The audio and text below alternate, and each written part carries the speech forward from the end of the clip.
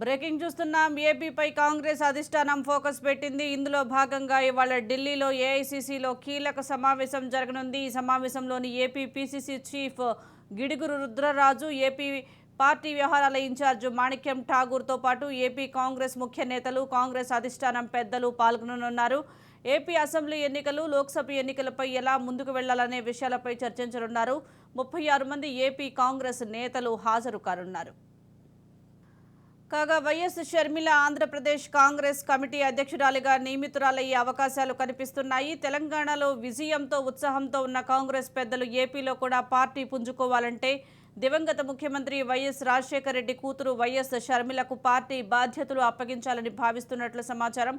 వాళ్ళు అనుకున్నది అనుకున్నట్లుగా జరిగితే కొత్త సంవత్సరం ప్రారంభంలోనే షర్మిల నియామకంపై ప్రకటన వెలువడే అవకాశం ఉంది.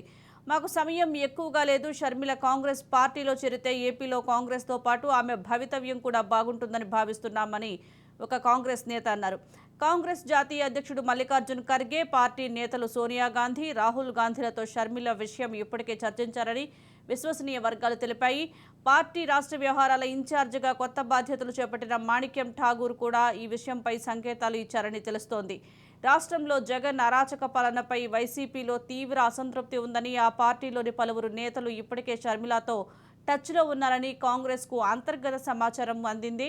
షర్మిల కాంగ్రెస్ పగ్గాలు చేపట్టిన వెంటనే ముఖ్యమైన నేతలు కాంగ్రెస్లో చేరతారని వారు ఆశాభావంతో ఉన్నారు.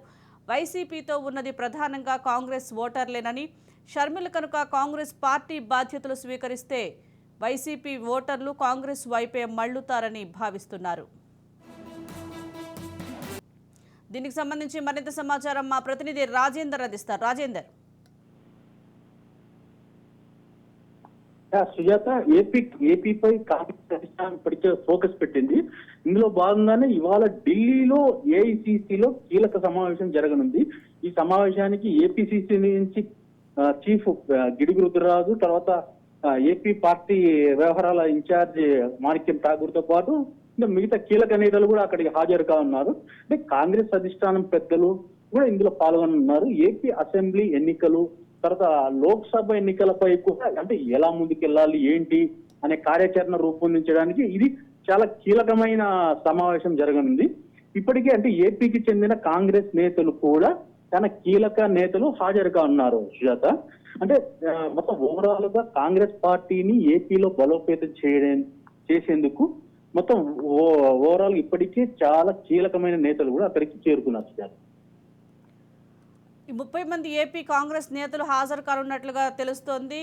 కాంగ్రెస్ పార్టీని ఏపీలో బలోపేతం చేసేందుకు ఎటువంటి నిర్ణయాలు తీసుకునే అవకాశం ఉంది? అలాగే వైఎస్ షర్మిల కూడా కాంగ్రెస్లో క్రియాశీలకంగా బాధ్యతలు తీసుకునే అవకాశం ఉన్నట్లుగా తెలుస్తోంది ఏపీకి సంబంధించి. మరి దీనికి సంబంధించి అప్డేట్స్ ఏంటి?